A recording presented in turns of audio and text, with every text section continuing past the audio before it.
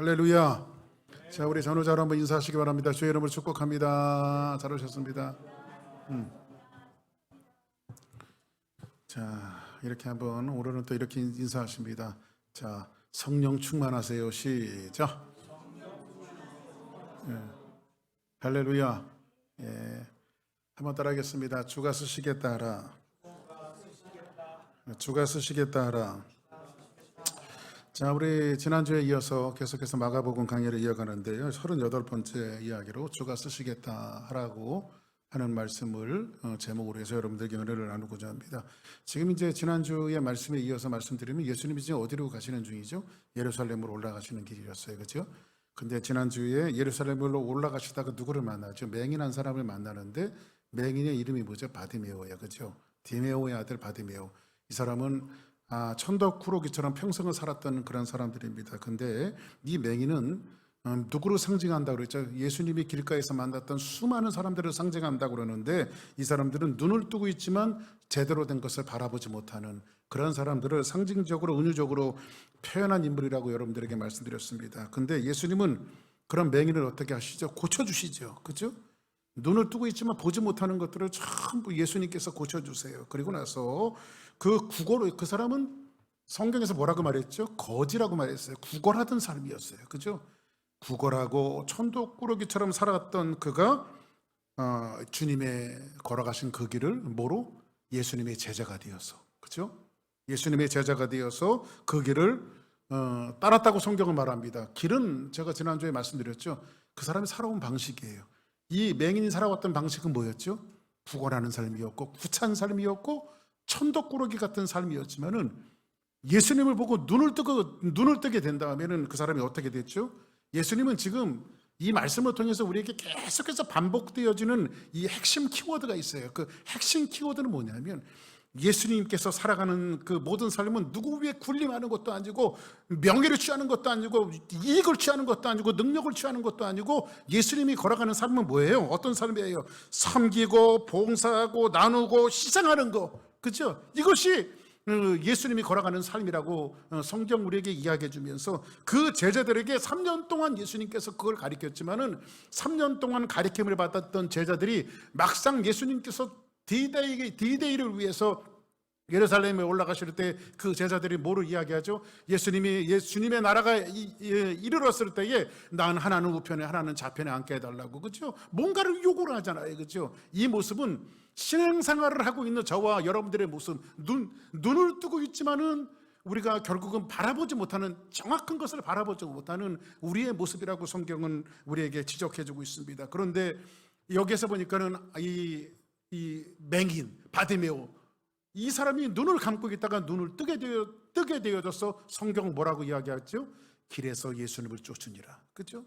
예수님을 쫓았다라고 하는 것은 이런 고백이, 예수님이 봉사하는 거 나도 봉사할 것이며, 예수님이 희생한 거 나도 희생할 것이며, 예수님이 섬긴 거 나도 섬길 것이며, 예수님이 낮아지는 거 나도 낮아질 것입니다라고 하는 제자로서의 고백을 이 바디메오의 사건을 통해서 우리에게 이야기해 줬단 말이에요. 할렐루야. 그렇다면 이제 오늘은 예수님께서 그 유명한 사건이 소개되어지고 있는데, 나귀를 타시고 예루살렘에 입성하시는 이 장면을 사복음서, 마태복음, 마가복음, 누가복음, 요한복음 네 번에 걸쳐서 다 이야기할 만큼 굉장히 유명한 말씀이고 중요한 말씀 중에 하나인 것으로 성경은 이야기해주고 있습니다. 그런데 오늘 예수님께서 예루살렘에 입성하실 때에 예수님은 주로 예수님의 사역을 이야기하실 때에 이런 겁니다. 이 성령에 대해서 성령의 어떤 감춰진 비밀에 대해서 이야기하실 때는 예수님은 제자들에게만 이야기하세요. 그리고 누구에게도 알리지 말라고 이야기합니다. 그죠? 그리고 예수님이 비유로서 하나님의 말씀을 가르쳐 해석하실 때에 갈릴리에 있는 사람들에게 그것을 풀어서 비유로 말씀하십니다. 누구에게 다 공개적으로 하지 않으세요. 예수님의 사역을 3년 동안 공생애를 보면요, 예수님은 누구에게 드러내놓고 나타내 보여주고, 예수님은 병을 고쳐놓고도 누구에게 이야기하지 말라고 이야기하십니다. 그런데 오늘 보십시오. 예수님께서는 예루살렘에 입성하시는 이 사건은 굉장히 공개적이에요. 굉장히 공개적으로 예수님께서 예루살렘에 입성하십니다. 마치 제자들을 뭔가 좀 왕이 도래하고 왕이 그 예루살렘에 입성하는 것처럼 제자들을 맨 앞에 세우시고, 예수님은 나귀를 타시고 예루살렘으로 공개적으로 입성하시는데 그것을 바라보는 사람들은 관원들이 있으며 제사장들이 있으며 장로들이 있으며 서기관들이 있으며 헬라인 로마 사람들 모두가 다 볼 수 있도록 예수님은 나귀를 타고 굉장히 공개적으로 이제 예루살렘에 입성하시는 장면을 오늘 말씀을 통해서 우리에게 소개해주고 있습니다. 왜 그럴까요? 왜 예수님께서 이 사건을 공개적으로 말씀하셨을까요? 이 사건은 굉장히 가장 경이로운 사건이기 때문이다. 무엇이 경이로운 사건인가요? 예수 그리스도께서 예루살렘에 올라가셔서 십자가를 지시고 골고다 언덕에서 인류의 모든 죄악을 도말하시기 위해서 예수님께서 예루살렘에 입성하시는 예수님의 마지막 하이라이트는 뭘까요? 물론 그 마지막 하이라이트는 죽음에서 부활하신 사건이지만은 속죄가 있어야 부활의 역사가 있어요. 그렇죠? 예수님이 우리의 모든 죄악들을 위해서, 이 박규석이를 위해서, 여기 앉아있는 여러분 한 사람 한 사람들을 위해서 뭐 하시기 위해서? 속죄하시기 위해서, 유월절 어린 양이 되어서 속죄하시기 위해서 예수님께서 그 예루살렘을 나귀를 타고 입성하시는 겁니다. 이제 예수님은 여리고에서 출발하셔서 어디로 가시냐면 바로 예루살렘에 올라갔습니다. 여리고는 굉장히 저지대예요. 여러분들이 성지순례 가보신 분들이 계신지 모르겠지만은 그 사해 바다를 조금 지나가면 여리고가 보입니다. 여리고에서 조금 더 올라가면 예루살렘입니다. 그 예루살렘은 굉장히 고지대예요. 그러니까 여리고하고 예루살렘은 한 800m, 해발 800m나 차이가 날 만큼 예수님은 그 길을 올라가시는데, 예수님께서 지금 어디에 가시냐면 성경 한번 보겠습니다. 자, 오늘 11장 1절에 있는 말씀 본문 같이 보십니다. 시작. 그들이 예루살렘에 가까이 와서 감람산 벳바게와 베다니에 이르렀을 때에 예수께서 제자 둘을 보내시며, 지금 그들이 예루살렘에 가까이 와서, 이제 예수님께서 여리고에서 예루살렘으로 올라오셨어요. 가까이 왔을 때 거기를 뭐라고 말하냐? 감람산 벳바게와 베다니에 이르렀을 때에 예수님이 제자 둘을 보내십니다. 항상 둘이라고 하는 것을 한번 따라하겠습니다. 둘은 증인의 숫자이다. 한 사람이 아니라 둘은 항상 증인의 숫자예요. 둘을 예수님께서 보내시는데 어디에 왔어요? 벳바게와 베다니에 오십니다. 여기에 보니까 이 감람산 근처에 왔을 때에 이 스가랴 선지자는 이것을 우리에게 뭐라고 기록하고 있냐면 이렇게 말합니다. 그날에 그 발이 예루살렘 앞 곧 동쪽 어디에? 감람산에 서실 것이요, 감람산은 그 한가운데가 동서로 갈라져 매우 큰 골짜기가 되어서 산 절반은 북으로 절반은 남으로 옮기고 그 산 골짜기는 아셀까지 이를지라, 이렇게 말합니다. 그래서 스가랴에서 이렇게 기록하고 있는데, 벳바게와 한번 따라하겠습니다. 벳바게, 베다니. 성경에서 말하는 것은 벳, 배 이렇게 되는 거거든요. 베이트 해갖고 집을 얘기해요. 집. 그러니까 예를 들어서 이런 겁니다. 벳, 엘 하면 엘은 뭐예요? 하나님이란 말이에요. 하나님. 그러니까는 베이트는 뭐라고요? 집이란 말이에요. 하나님의 집이 베델이란 말이에요. 그죠? 그러면 베들레헴, 이렇게 하면 들레헴은 떡이라고 하는 뜻이에요. 베이트는 집이란 말이에요. 베들레헴 하면 이게 떡집이라는 뜻이에요. 예수님이 생명의 떡으로 베들레헴에 오셨다는 거예요. 베들레헴에. 이해되시죠? 무슨 말씀이지? 그런데 오늘 여기에서 이제 벳바게라고 하는 것은 뭐냐면, 이 벳바게는 한번 따라하겠습니다. 벳바게. 그러면 이거 파게라고 하는 것은 무슨 뜻이냐면 무화과, 이런 뜻이에요. 무화과. 그러면 벳바게는 뭐예요? 무화과의 집이에요. 요 다음에 나오는 사건이 뭐냐면, 예수님이 벳바게에 들어가시는데 벳바게는 뭐라고요? 무화과의 집이에요. 그러면 그 동네는 뭐가 많았을까요? 무화과 나무가 많았어요. 그런데 예수님께서 벳바게에 들어가셨을 때 요 다음에 성경을 읽어보면 예수님이 시장하셔갖고 무화과 나무에서 무화과를 취하려고 하셨을 때에 아무리 들춰봐도 무화과가 없었단 말이에요. 그래서 예수님이 무화과 나무를 그 자리에서 저주해버리시죠. 그런 사건이 이 말씀을 통해서 소개되어 주고 있어요. 그러면 이 벳바게, 그리고 두 번째로 나오는 것은 뭐냐면 베다니가 나와요. 베다니. 이 베다니는 다니라고 하면 이것은 한번 따라하겠습니다. 슬픔의 집. 그러니까 벳바게, 베다니 하면은 슬픔의 집인데, 베다니 하면 여러분들이 많이 좀 생각나는 장면이 있지 않습니까? 베다니는 두 사람이 항상 여러분들 생각이 날 거예요. 하나는 마리아와 하나는 마르다입니다. 예수님이 오고 가면서 마리아와 마르다가 있었던 그 집에서 위로를 얻으셔서 때로는 음식을 대접받기도 하시고, 시장은 이 허기를 채우실 때도 있을 것이며, 또 마리아처럼 예수님의 그 무릎 앞에 앉아서 아멘 하면서 말씀을 받아들였던 예수님의 그 공생애 가운데 가장 아름다웠던, 근데 이 단이라고 하는 것은 슬픔의 집이에요. 슬픔의 집. 베다니는 슬픔의 집이에요. 그런데 예수님의 사역 가운데 그 베다니가 나중에는 단이라고 하는 말이 뭘로 바뀌냐면 노래의 집으로 바뀌어요. 노래의 집으로. 그러니까 예수님이 함께 하시면, 예수님이 우리의 삶을 도와주시면 슬픔이 변하여 내 노래가 되어지는 거야. 할렐루야.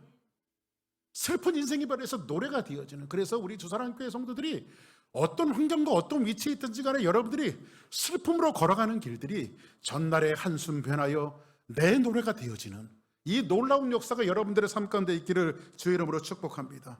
그리고 나서 예수님께서 벳바게와 베다니로 가십니다. 거기 가시는데 어떤 역사가 벌어지냐면 11장 2절을 같이 한번 보겠습니다. 시작. 이르시되 너희는 맞은편 마을로 가라. 그리로 들어가면 곧 아직 아무도 타보지 않은 나귀 새끼가 매여 있는 것을 보리니 풀어 끌고 오라. 그 예수님이 지금 이제 예루살렘에 올라가시는데 이제 아주 엉뚱한 말씀을 하십니다. 이르시되 두 제자를 보내면 뭐라고 말하냐면 맞은편 마을로 가면 아직 아무도 타보지 않는 나귀 새끼가 매여 있을 것인데 풀어서 갖고 와라, 이렇게 말합니다. 풀어서 갖고 와라.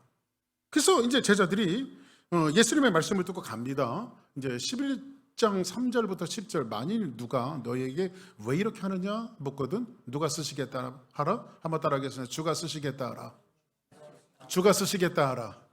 그리하면 즉시로 보내리라 하시니 제자들이 가서 본즉 나귀 새끼가 문 앞 거리에 매여 있는지라. 그것을 푸니 거기 서 있는 사람 중 어떤 이들이 이르되 나귀 새끼를 풀어 무엇을 하려고 하는데, 이렇게 묻죠. 그때에 제자들이 예수께서 이르신 대로 주가 쓰시겠다 이렇게 이야기하니까 허락하는지라 나귀 새끼를 예수께로 끌고 와서 이제 겉옷을 나귀에게 위 얹고 놓음에 예수님께서 그 위로 타십니다. 그렇죠? 이런 사건들이 오늘 말씀을 통해서 소개되어지고 있는데, 이 사건들이 놀랍게도 어디에서 기록되어지고 있냐면 520년 전, 예수님께서 나귀를 타시기 520년 전에 스가랴라고 하는 선지자를 통해서 이 사건이 그대로 기록이 되어져 있어요. 뭐라고 말하냐면 시온에 따라 크게 기뻐할지어다, 예루살렘에 따라 즐거이 부를지어다. 보라, 내 왕이 내게 임하시나니 그는 공의로우시며 구원을 베푸시며 겸손하여서 나귀를 타시나니 나귀의 작은 것 곧 나귀 새끼니라, 이렇게 말합니다. 이게 우연일까요? 그러니 예수님께서 어느 날 갑자기 야, 저기 가면 나귀가 있을 텐데, 한 번도 타지 않는 나귀가 있을 텐데 끌어와라, 이렇게 말씀하신 것이 아니라 예수님의 하나 걸어가는 모든 삶 자체 하나하나가 하나님의 섭리와 하나님의 뜻 가운데 있음을 성경 우리에게 이야기해주고 있어요. 예? 여러분들, 하나님의 뜻이라고 하는 것이 이런 겁니다. 여러분들, 저희 그 어머니 얘기를 해서 죄송한데, 저희 어머니가 우리 어릴 때 평생 무책임한 발언을 하셨습니다. 무슨 어머니가 자식들한테 그렇게 무책임한 발언을 하시는지 모르겠어요. 저는 어릴 때 저희 어머니가 못마땅했던 것들이 그겁니다. 저희 어머니 입장만 곤란해지면 다 하나님의 뜻이야 그럽니다. 한번 따라하겠습니다. 하나님의 뜻이야. 아니, 엄마 왜 그래요? 그러면 이거 다 하나님의 뜻이야 그럽니다. 근데 이게 참 무슨 입장만 곤란해지면 하나님의 뜻이래요. 그런데 제가 신앙의 철이 들고 지나온 모든 삶을 돌아볼 때 걸음 하나하나, 발자국 하나하나 하나님의 뜻이 아닌 것이 없었어요. 할렐루야. 여러분들이 어쩌다가 이 자리에 와서 여러분들이 그 자리 한 자리를 채우시면서 주사랑교회 성도들이 되어져 있는 것이 아니라, 여러분 이렇게 생각하면 안 됩니까? 여러분들이 그 자리에 앉아있는 것은 어쩌다가 여러분들이 주사랑교회 나가고 싶어서 나와서 그 자리에 앉아있는 것이 아니라 하나님의 뜻 가운데 여러분들은 그 자리에 앉아있는 거예요. 할렐루야. 왜 그러냐면 지금 이 나귀를 타시는 이 사건이 이미 예수님께서 어쩌다가 나귀를 타시는 것이 아니라 520년 전에 스가랴 선지자를 통해서 예언되어져 있었던 그 메시아의 출현이 예수님을 통해서 이루어지는 거예요.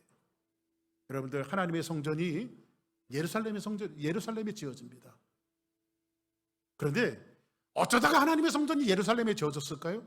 어느 날 갑자기 다윗이 성전을 지을 마음이 생겨갖고 돈을 모으게 되어졌고 다 준비해서 그 아들 솔로몬이 그 성전을 졌을 거예요. 왜? 꼭 성전을 예루살렘에 져야 합니까? 예루살렘 아니어도 얼마든지 좋은 곳이 많이 있습니다. 오히려 지금 제가 이스라엘 성지순례 가봤더니요, 텔아비브 공항이 있는 데 있잖아요. 텔아비브 공항 요빠, 옛날에 그 성경에 말하는 요빠, 그렇죠? 요빠라고 하는 땅이 훨씬 더 좋아요. 근데 예루살렘은 고지되며 거기에 뭔가 이렇게 하나님의 성전이 지어질 만큼 좋은 지역이 아니에요. 그럼에도 불구하고 왜 하나님은 그 예루살렘에 하나님의 성전을 짓게 했을까요? 성경에 보니까 아브라함이 그 아들 이삭을 어디에 드립니까? 모리아산에서 제물로 드려지는 사건이 나옵니다. 근데 아이러니하게도 여러분들, 예루살렘 성전이 지어진 자리가 어딘지 아십니까? 바로 아브라함이 이삭을 드렸던 그 자리입니다. 세월이 지나고 시간이 지나고 수많은 세월이 지났지만 하나님은 하나님의 섭리 가운데 아브라함이 자기 아들 이삭 독자 이삭을 드린 것처럼 앞으로 이 성전을 이끌은 예수 그리스도, 이 하나님의 독자가 여기서 돌아가실 것이고 여기서 속죄하실 것이기 때문에 반드시 하나님의 성전은 어디에 지어져야 합니까? 예루살렘에 지어져야 하는 거예요. 할렐루야. 이것이 하나님의 뜻과 섭리 가운데 있는 거예요. 여러분의 어떤 모든 삶이, 걸어가는 모든 삶이 하나하나 걸음걸음 하나하나가 여러분의 뜻 가운데 걸어 다니는 것 같지만은 여러분 한 발자국 한 발자국들이 하나님의 섭리 가운데 있음을 믿기를 주의 이름으로 축복합니다. 그래서 그 자리에 두셨고 그 자리에서 하나님을 섬기게 하셨고 그 자리에서 하나님이 여러분들을 봉사하게 하신 것은 뭐 가운데 있다? 주가 쓰시기 위해서. 뭐 가운데? 하나님의 섭리 가운데. 할렐루야. 이것을 믿기를 주의 이름으로 축복합니다. 그래서 스가랴는, 선지자는 장차 왕으로 오실 메시아의 모습을 기록하고 있는데 여기에서 스가랴가 예수님이 이 땅에 오시는 이 겸손하여 오시는 이 모습을 두 가지로 표현하고 있는데, 하나는 예수님이 오시는 모습을 뭐라고 이야기합니까? 한번 따라하겠습니다. 겸손하시고 어린 나귀를 타시고. 그러니까는 예수님이 오시는 그 모습이 겸손하고 어린 나귀를 타셨다고 말하고 있습니다. 여러분들, 역사학자 요세푸스가 교회 역사에 아주 탁월하신 분 아닙니까? 근데 그분이 이스라엘 사람들이 생각하는 나귀에 대해서 세 가지로 규정을 했습니다. 세 가지로 규정을 했는데 그 첫 번째는 뭐냐면 바로 섬김이에요. 한번 따라하겠습니다. 섬김. 두 번째는 한번 따라하기 봉사. 세 번째는 한번 따라 짐을 지는 자. 그 나귀의 세 가지 특징이 뭐라고요? 섬김과 봉사와 짐을 지는 자예요. 이것이 예수님의 모형 아닙니까? 예수님이 이 땅에 오신 이유가 뭡니까? 섬기기 위해서. 얼마만큼 섬기셨습니까? 자기의 몸을 다 내어줄 만큼, 십자가에서 내어줄 만큼 예수님은 섬김으로 자기의 마지막을 장식하신 분이에요. 예수님은 얼마만큼 봉사하셨습니까? 오른손이 하는 일을 왼손이 모르도록. 그죠? 오리를 가자는 자에게 십리를 가주도록, 겉옷을 달라는 자에게 속옷을 내어주도록 예수님의 봉사는 그 봉사를 하셨던 것으로 성경에서 우리에게 이야기해주고 있어요. 예수님은 짐을 지는 자입니다. 항상 예수님의 평생의 삶이 그 짐을 지는 자로서 맨 마지막에는 그 무거운 십자가의 짐을 지시고 골고다 언덕에서 저와 여러분들의 모든 죄악들을 도말하신 분이 우리 예수님 아니에요? 그러면 우리는 예수님을 주님이라고 부르고 있습니다. 여러분들의 믿음의 대상이 누굽니까? 여러분들이 누구를 믿습니까? 우리는 사람들이 당신은 누구를 믿느냐라고 말한다면 우리는 주저없이 나는 예수 그리스도를 믿는다고 말합니다. 그럼 예수 그리스도를 믿는다는 것은 뭡니까? 내가 예수님을 주님으로 받아들이고 내가 예수님을 믿는다라고 하는 것은 누구 위에 군림하고 명예를 얻고 부귀 영화를 얻는 것이 아니라 예수님처럼 섬기고 봉사하고 짐을 지기 위해서 우리가 예수님을 믿는 거예요. 이것이 바로 믿음의 본질 아니겠습니까? 할렐루야. 근데 우리의 기도의 내용들은, 우리가 하나님 앞에 구하는 내용들은 굉장히 많이 퇴색해져 있습니다. 남보다 잘 되기를 원하고, 무한 경쟁 사회에서 우리는 제일 높은 곳에 있기를 원하고, 남보다 많은 것을 가지기를 원하고, 남보다 많은 것들로 보여지기를 원하고, 마치 이것을 선전하면서 이것이 하나님의 은혜를 받았고 하나님 앞에 복을 받은 것처럼 선전하고 있는데, 물론 그것이 다 잘못됐다라고 하는 것은 아니지만, 정말 예수님을 우리가 믿는다라고 하는 것은 누구처럼? 예수님처럼 섬기고 봉사하고 마지막까지, 클라이막스, 여러분의 디데이가 마지막 사도 바울처럼 자기의 몸을 다 내어주고 베드로 사도처럼 자기의 몸을 다 내어주는 이 사람들을 우리는 존경하고 있잖아요. 그렇죠? 그리스도인들로 존경하고 있잖아요. 왜 그들을 우리가 존경하고 있습니까? 베드로가 맨 마지막에 갈 때에 밧살을 몇 마디게 남겨줬나요? 빌딩을 몇 개 남겨줬나요? 아니죠. 베드로는 다만 예수 그리스도를 위해서 순교했어요. 그래서 우리는 예수 그리스도의 발자취를 따르는 그들을 우리는 존경하는 겁니다. 할렐루야. 바울이 그랬습니다. 오늘 성경은 전체적으로 그 모든 것들을 우리에게 이야기해주고 있는 겁니다. 그런데 예수님이 지금 예루살렘에, 맨 마지막 예루살렘에 지금 예수님의 디다이가 돼서 예루살렘을 점령하러 올라가시는 거예요. 그런데 예수님이 예루살렘을 실제로 점령하러 올라가시는데, 세상 사람들이 예수님의 점령과 예수님의 점령은 갭이 있어요. 세상 사람들의 기대는 뭡니까? 지금 이스라엘 민족이 처해 있는 환경은 노마의 압제 속에 있습니다. 세금을 착복합니다. 못 살게 굽니다. 힘들어요. 어려워요. 그리고 무리들이 여기저기 다니면서 유리걸식하는 사람들이 이스라엘 사람들 중에 얼마나 많았는지 몰라요. 우리가 멀리 생각할 필요도 없습니다. 우리 한민족도 마찬가지잖아요. 일본에 36년 동안 우리 일정시대 때를 지나오신 분들을 보면 얼마나 배고프고 힘든 시절이 있었습니까?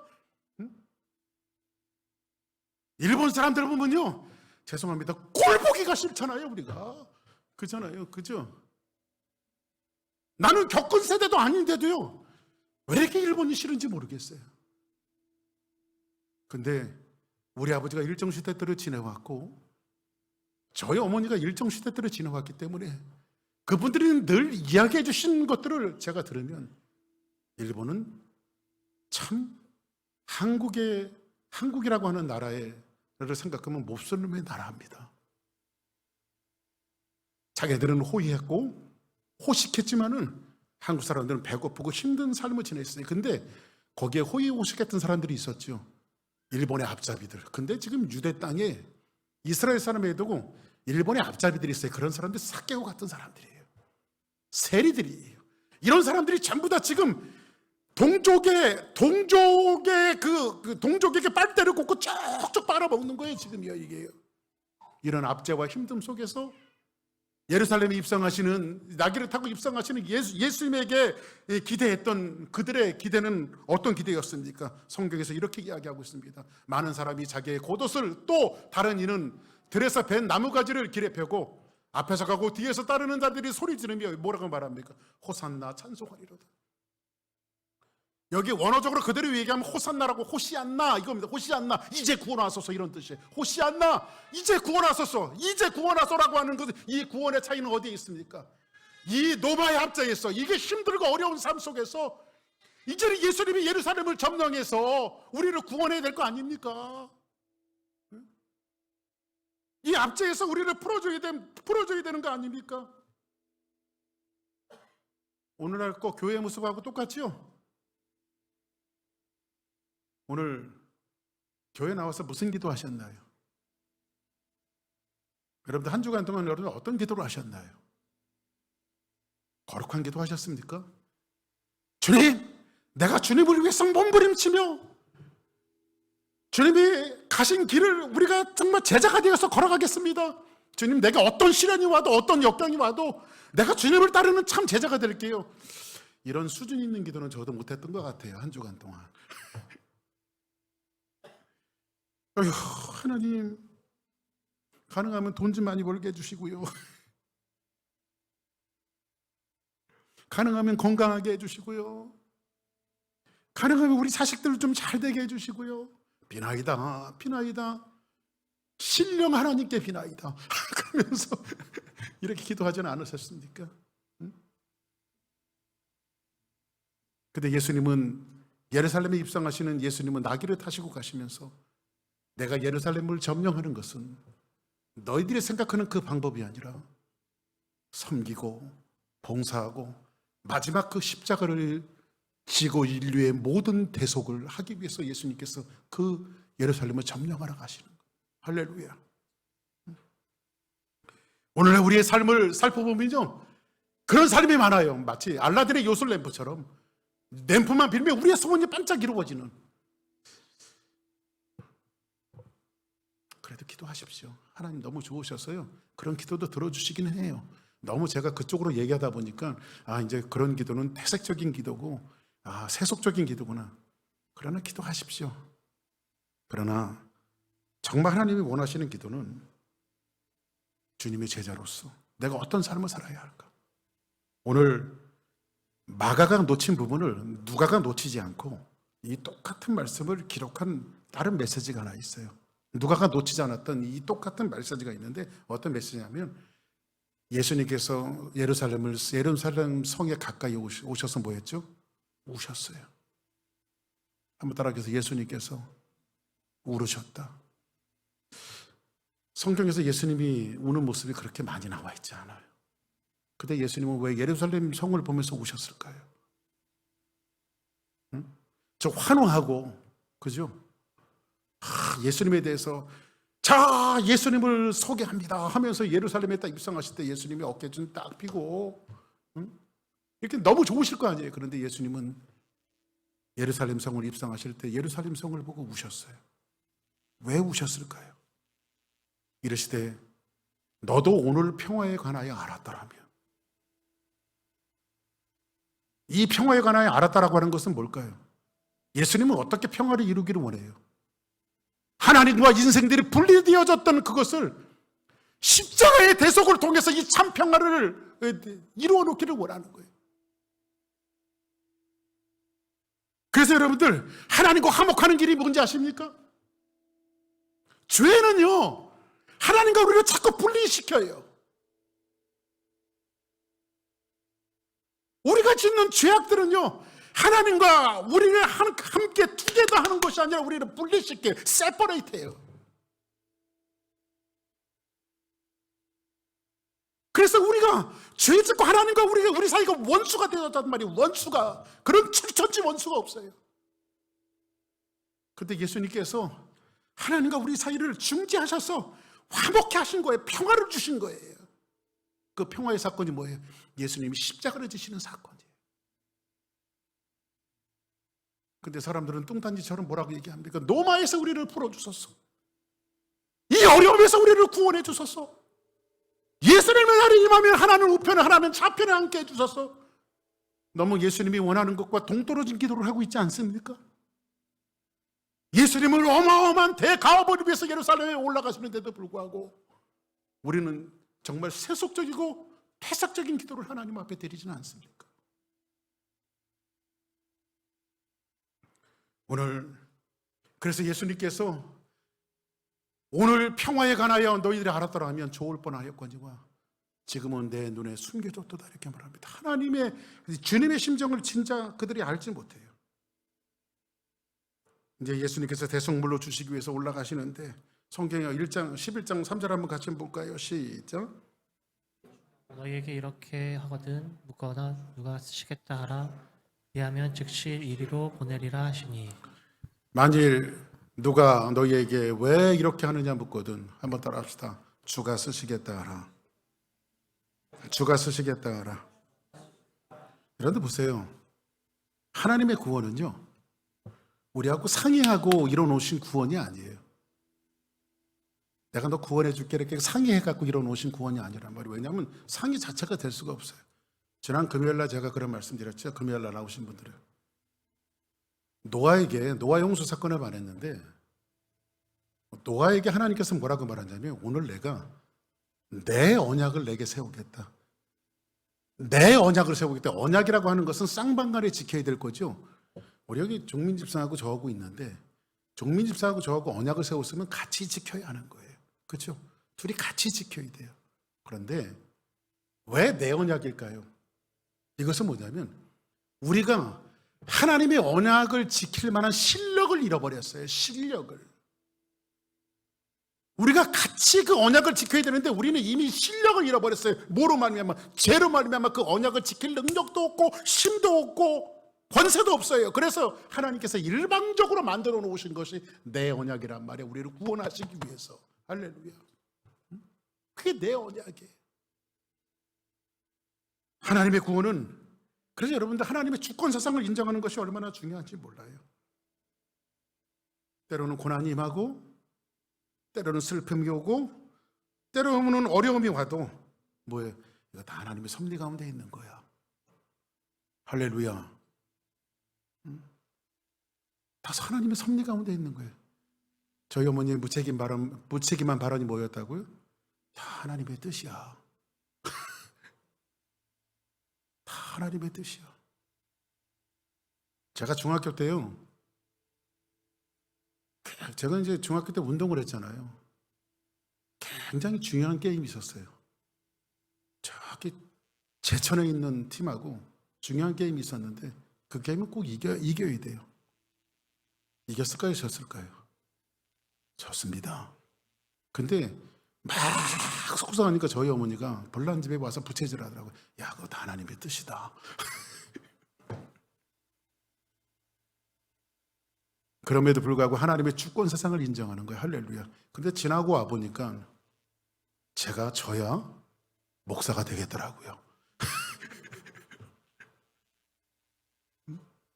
거기서 고난을 받아야, 아, 운동하는 것은 내 인생의 분복으로 하나님이 주신 것이 아니구나. 나는 목회를 해야 되겠구나. 제가 조금씩 하나님께 주께로 더 가까이 가게 되어지는.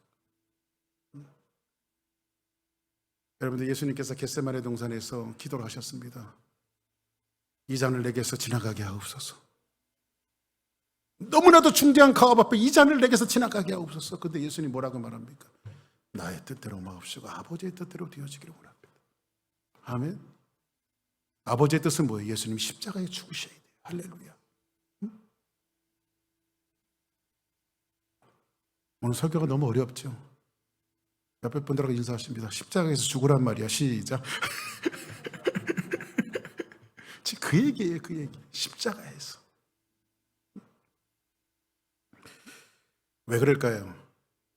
하나님의 주권 사상에 대한 중요한 예화 하나 있습니다. 요셉에 대한 이야기인데, 그런즉 나를 이리로 보낸 이는 당신들이 아니요 하나님이시라.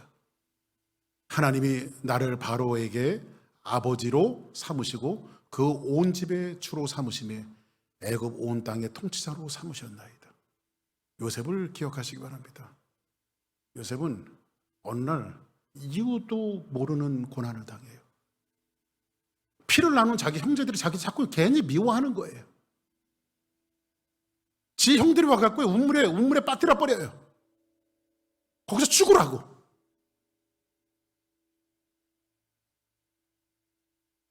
요셉은 그 우물 속에 들어가갖고 소리를 쳐도 자기를 구원해주는 사람이 없어요.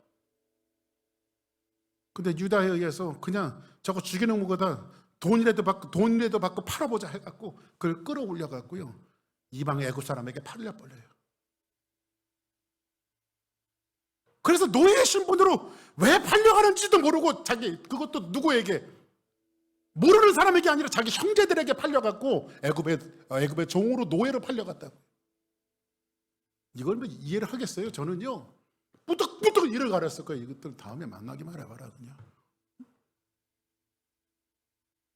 그런데 하나님이 은혜를 주셨는지 보디발의 집에 가갖고 그래도 먹고 살만하고 종살이지만 그래도 좀 등 따시고 배부르게 사나 했더니 보디발의 아내에게 모함을 받아서 감옥에 들어가게 되죠. 근데 여러분들, 이게 며칠일까요? 며칠이에요? 아니에요. 수많은 세월들이에요. 왜 감옥 생활하는지, 왜 자기가 팔렸는지 전혀 이겨야 되지 않는 이 상황이에요. 우리의 고난을 봐도, 우리의 살아온 삶을 봐도 내가 왜 감옥 생활을 해야 하는지, 내가 왜 고난의 길을 걸어가야 되는지, 내가 왜 이 어려움을 당해야 되는지 우리는 알지 못해요. 요셉처럼요. 근데 어느 날 하나님께서 요셉을 들어서 바로의 꿈을 해석하게 하시고, 바로가 자기의 왕의 인장을 내어주면서 뭐라고 말합니까? 너와 나는 자리만 다른 것이지 이 나라를 통치하라고 하는 이 통치자의 명분을 누가 갖습니까? 요셉이 가져요. 온 땅에 가뭄이 들었고, 야곱이 살던 자기 형들이 살던 곳에도 가뭄이 들었고, 요셉의 지세에 의해서 애굽이 부유해졌을 때에 그의 가족들이 뭐를 구하러 옵니까? 양식을 구하러 요셉 앞에 오게 되었습니다. 그리고 형들과 대면했을 때에 그들이 어떻게 됐을까요? 부들부들 떨죠. 이건 이제 죽었구나. 그때에 요셉이 하나님의 섭리를 깨달아요. 당신이 나를 팔았으므로 걱정하지 말고 근심하지 마소서. 나를 이리로 보내신 것은 우리를 구원하시라고 하나님이 당신들보다 먼저 나를 보내신 것뿐입니다. 할렐루야. 하나님의 섭리가 깨달아지면 모든 것이 이해가 되어져요. 모든 것이 깨달아져요. 오늘 이 하나님의 주권 사상에 여러분들이 귀를 기울이고 눈이 열려지는 아름다운 축복의 역사가 있기를 바랍니다. 할렐루야. 이 영적인 눈들이 열려질 때에 하나님의 섭리 하나하나를 깨달을 때에 우리 휴스턴 주선한교회가 왜 우리를 이곳에 두시고 왜 이곳에 사역을 시작하게 하시고 왜 또 주의 일을 하게 하시는지 여러분들이 지금은 잘 이해되지 못하지만 세월의 역사 속에서 흘러가면 반드시 저와 여러분들이 무릎을 치는 날이 올 것이며 이것이 하나님의 섭리였다라고 고백하는 날이 오게 되어질 거예요. 할렐루야. 이것은 여러분의 삶도 전혀 다르지 않습니다. 왜 내가 이런 고난을 당하는지. 제가 파사데나에서 목회할 때에 유학생 부부가 있었습니다. 거기는 정말 매일 싸워요. 매일 싸워요. 저하고 저희 집사람이 부부싸움 말리로 굉장히 많이 갔었습니다. 근데 어느 날 갑자기 남편이 풀이 팍 죽더니요. 일만 하는 거예요. 일만 해갖고요. 자기 와이프가 자기 하던 공부를 중단하고 자기 와이프가 하는 모든 것들을 전부 다 서포트를 하는 거예요. 일해갖고요. 와이프 학비고 뭐고 다 대주는 거예요. 전혀 우리 그때도 성령기도회가 있어서 그 친구 때로는 차가 없어갖고요. 제가 이제 밤에 성령기도회 끝나고 나면 금요기도회 끝나고 나면 그 집 아파트에 제가 라이드를 해주고 앉아갖고 자기 고민을 저한테 또 털어놓는 겁니다. 목사님 하면서 제가 목사님 다 참겠는데요. 자기 와이프가 자기에게 뭐라고 말하냐면 너는 쓸모없는 인간이라고. 잉여인간이 뭔지 아십니까? 잉여인간. 이슬람 안 한 사람이 잉여인간이에요. 정말 그 수치를 참아 견딜 수가 없는데 이 친구가 그래도 그걸 지키기 위해서 그 삶을 지키기 위해서 굉장히 노력을 해요. 어느 날 제가 밤에 그 유학생 부부 남자를 제가 금요일날 라이드를 해줬는데 거기서도 이제 또 한참 얘기를 했어요. 근데 그 밤에 한 11시쯤 되었을까? 그 자기 와이프하고 건장 아주 멋있게 생긴 백인 남자가 자기 와이프를 데려다 주러 오는 거예요. 그런 전에 무슨 사건이 있었는지 무슨 일이 있었는지 잘 알지 모르겠어요. 근데 그 하나를 보면요. 한번 따라하겠습니다. 저 같으면 다시 한번 나 같으면 뚜껑 열렸다. 그렇죠? 뚜껑 열리죠. 어떻게 참을 수가 있습니까? 근데 모진 세월을 다 참아 견디면서 이제 공부가 끝나고 차차차차 LA로 이사를 갔는데 저것도 소식도 주고받고 있고 지금도 저하고 소식을 주고받고 있습니다. 지금도. 제가 이제 LA에 무슨 일이 있어서 갔더니 목사님 오신다고 가족이 다 나왔어요. 자기 남편을 잉여인간이라고 손가락질했던 가족이 다 나왔어요. 와이프도 나오고.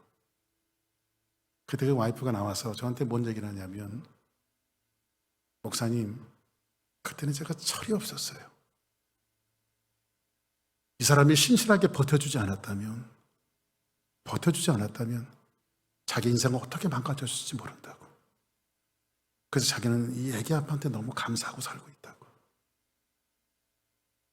근데 이 남편 집사가 또 얘기를 해요. 목사님 그 모진 세월 속에 목사님과 차 안에서 나눴던 그 얘기들이 저에게는 굉장히 큰 힘이 됐습니다. 목사님과의 대화 속에서 자기의 마음을 잡아주지 않았다면 자기의 삶이 어떻게 됐을지 몰라요. 그래서 저한테 감사를 하더라고요. 근데 그 모든 것들이 우리 가정을 더 단단하게 하시려는 하나님의 뜻이었습니다. 이런 얘기를 하더라고요. 하나님의 뜻이었습니다. 그 당시에는 그 엄청난 힘들고 어려운 사실이 이해되지도 않고 깨달아지지도 못하지만 하나님의 그 섭리 가운데 인도하셨던 모든 것들이 후에는 하나님이 하신 일이라고 고백할 수 있는 거예요. 할렐루야. 오늘 예수님께서 나귀를 타고 지금 들어가십니다. 건장한 종말을 타고 가시는 것이 아니라 이스라엘은요, 역사를 보면 그런 게 있어요. A라고 하는 나라와 B라고 하는 나라가 전쟁을 하잖아요. 그러면 전쟁을 하다가 휴전을 합니다. 휴전을 해갖고 사신들이 모여갖고 협상을 해요. 그런데 사신들이 들어갈 때 건장한 종말 있잖아요. 큰 말을 타고 가는 것은 나는 너희와 계속 전쟁을 하겠다는 의도예요. 그런데 큰 종말을 타고 가지 않고 조그만 나귀를 타고 가는 것은 나는 당신의 나라와 전쟁을 할 의도가 없습니다라고 하는 것을 표현하는 거예요. 오늘 예수님께서 어떻게 예루살렘을 점령하시죠? 사람들이 잉여인간 같이 취급하는 나귀 새끼, 아무것도 보잘것없는 것을 갖고 예수님께서 예루살렘에 들어가시는 것은 건장한 종말을 타고 사람들이 원하는 그 정복을 위해서 가시는 것이 아니라 섬기고 봉사하고 그 십자가를 지시기 위해서 예수님만의 독특한 방법으로 예루살렘을 점령하러 가시는 거예요. 오늘날 이것이 우리 교회에게, 우리 수사랑교회에게 주는 교훈은 뭘까요? 우리는 건장한 종말을 타고 전쟁하듯이 싸워야 된다고 말하지만 저와 여러분들이 타야 할 것은 바로 나귀 새끼입니다. 예수님이 타셨던 그 나귀 새끼처럼 봉사하고 섬기고 짐을 질 때에 그때부터 교회의 부흥은 일어나는 거예요. 역사가 일어나고 가정이 살아나고 삶이 살아나는 거예요. 할렐루야. 이 말씀 붙들고 저와 여러분들이 믿음으로 승리하는 귀한 역사가 있기를 주의 이름으로 축복합니다. 우리 다 같이 차례에서 일어나시겠습니다.